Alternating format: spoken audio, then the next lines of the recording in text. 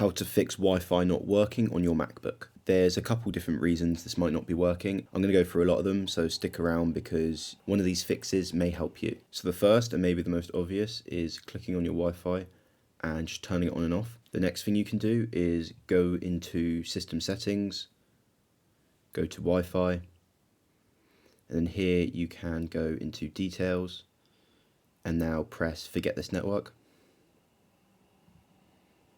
and remove. Now you want to reconnect to the Wi-Fi.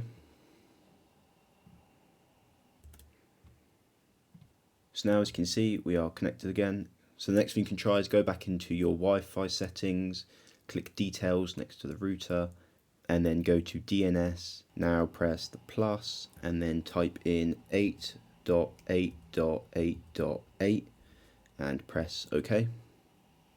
Then go Details, DNS, plus, and then go 8.8.4.4 and then press OK. So if you've tried that and it's still not working, next thing you need to do is hold down the Option key and then press on your Wi-Fi symbol. Now go to Open Wireless Diagnostics. So if we click that, press Continue, it will start analysing our wireless environment. It's not going to work for me because my Wi-Fi is working. So the next thing you can try is resetting your MacBook. So go to the top left corner, press on the Apple logo, press Restart, and then just press Restart there. Or you can try restarting your router. If that doesn't work, there may be an issue with your router and you may need to replace it.